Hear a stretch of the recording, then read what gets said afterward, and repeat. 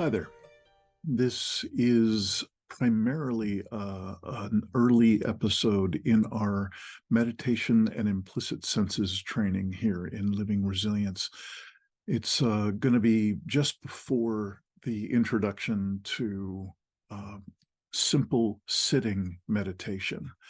Doesn't get much simpler than that. There are thousands of different training programs that you can look up if you really have never touched meditation before. And we have a little bit of introduction in the meditation and implicit senses training handbook that is part of that meditation training series.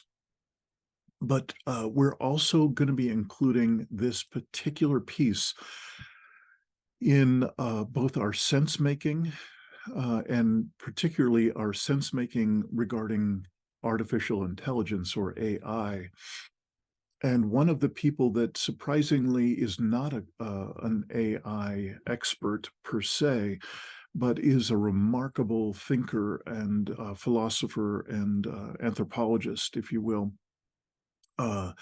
Yuval Noah Harari is going to be speaking at the end of this clip. He's in a very long interview with Lex Fridman and his podcast. And Lex asks him a question about what he would suggest regarding what we would call reclaiming our mental center.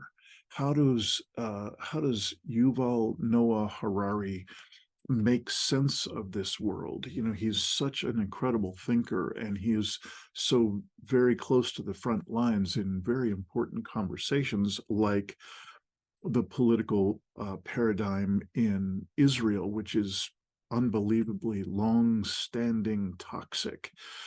And he is unabashed in his viewpoint of what is needed there. And that kind of clarity doesn't just show up by magic for people. You really got to work for it. And in these times of overstimulation of every kind, the first words out of his mouth responding to Lex Fridman's question of how do you think? How do you make sense of this world? How do you think in the face of the craziness, the constant tsunami of stimulation and overstimulation in our world? And his first answer is in meditation, Vipassana meditation in particular. So I recommend, even if you've had a substantial and years-long practice of your own, I'm not suggesting that you now change everything or throw out your practice. That's not what I'm saying. But I'd ask that you just consider what this thought leader, this admirable contributor to the world's most delicate and important conversations, what he does to reclaim and retain a sense of center in what could be called his mental body. And it's impressive. His particular practice is 2 hours a day and up to between a month and 2 months of silent retreat in meditation every year. So that's a practice. That's being out on the mat, so to speak, in terms of what the work that it takes to reclaim and expand our mental center or our ability to sense make in these insane times. So please check out this relatively brief clip.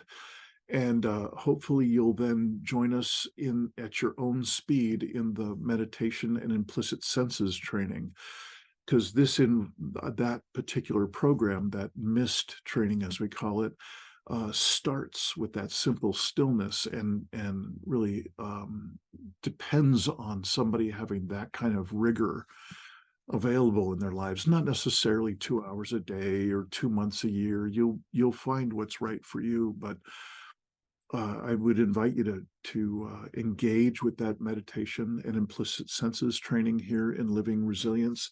and to do that side by side with our introductory training, which is called Collateral Beauty.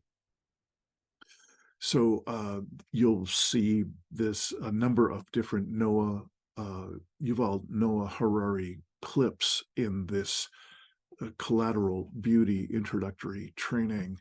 I find his prediction of where we're going with AI and what are the senior dangers of AI in these times. I'm absolutely in alignment with him, and I've not seen any of the AI experts who've been filling the airwaves with their points of view about the dangers of AI. Those are formidable. I'm not at all saying they're wrong and Harari's right, but I'm saying that Yuval Noah Harari has a very unique perspective on what's coming and what the dangers are that I would highly recommend you considering. So that's the meditation and implicit senses training. Please check it out. Take it at your own speed, if you will. The Collateral Beauty introductory training here online in the Living Resilience community space.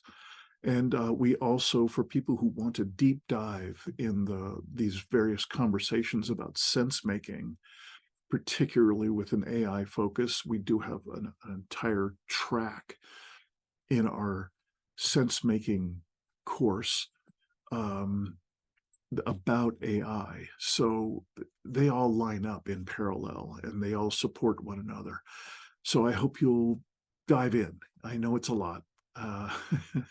And it's particularly ironic because we talk a lot about how there's too much content going on.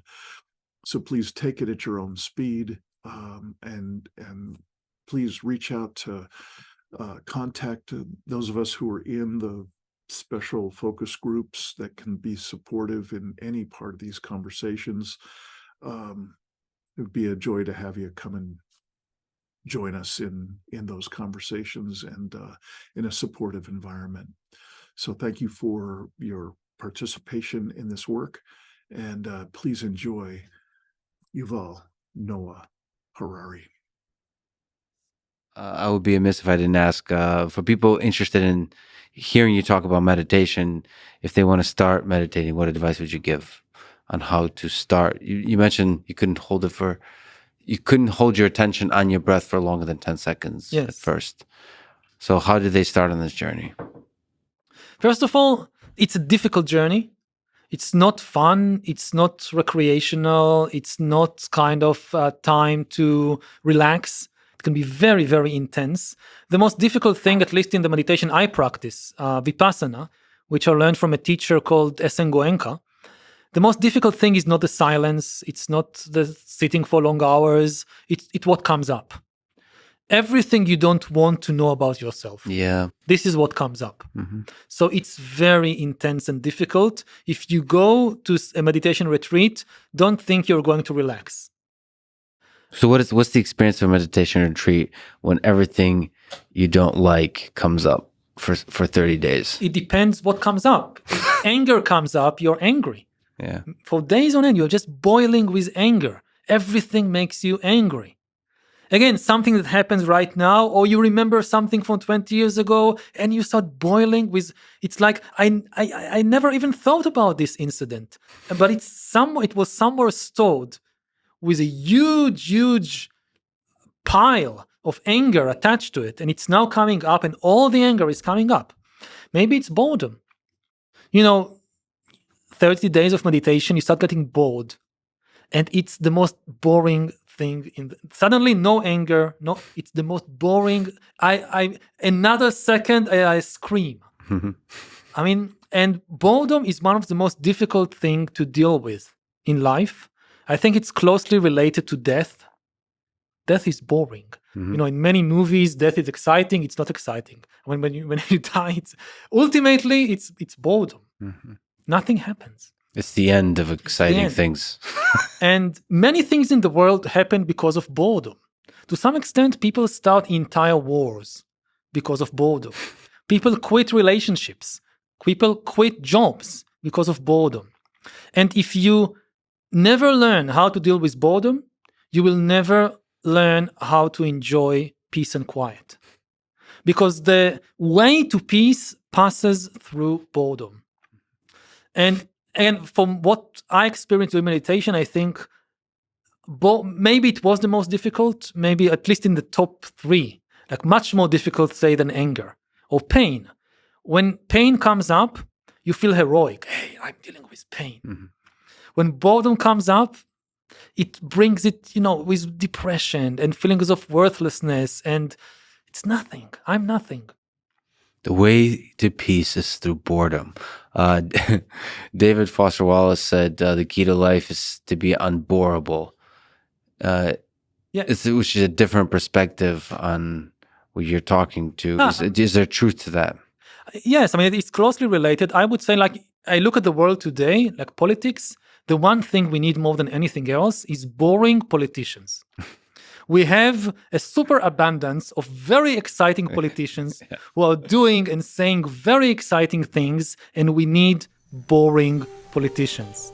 And we need them quickly. And